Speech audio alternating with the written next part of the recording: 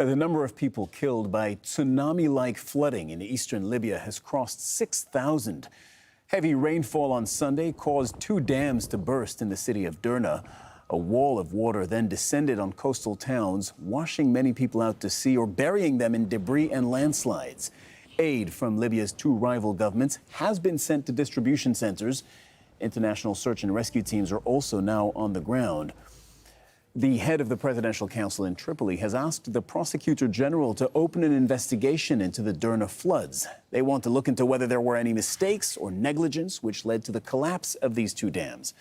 Hussein Swiden explains the level of the destruction in Libya. One of the main reasons for the increased number of deaths is the collapse of the Derna Valley Dam, which swept all the residential buildings nearby. The area that's totally destroyed is estimated at 900,000 square meters. 5 bridges have also collapsed, which isolated the city's east and west.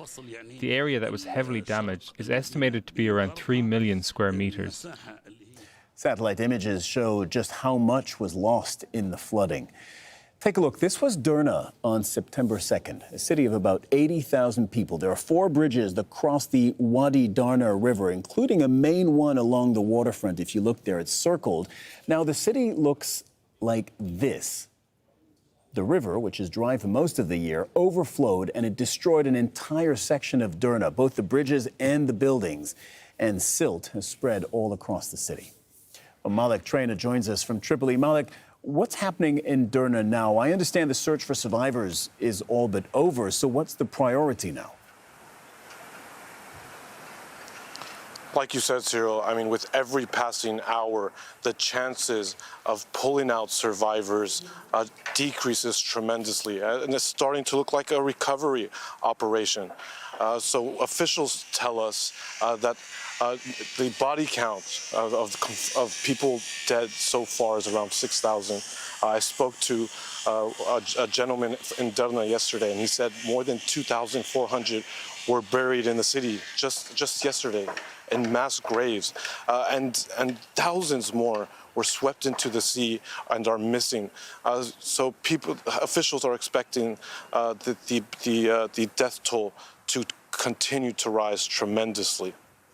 Malik, stand by. We want to give an important piece of context here, and I'll come right back to you. Libya plunged into violence in 2011 after its longtime leader, Muammar Gaddafi, was toppled.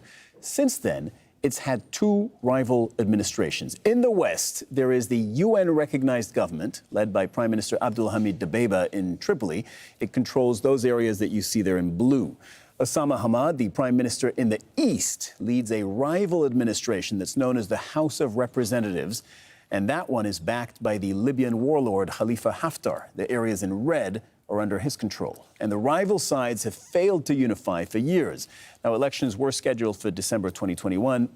They never happened because of differences on candidates, among other sticking points. Malik, back to you. So in a normal situation, the government would allocate funds, organize teams, and then start rebuilding, spend the money, etc. But in this case, the internationally recognized government, as we just laid out, is in the west of the country, and the most affected areas are in the east. So how's that going to work?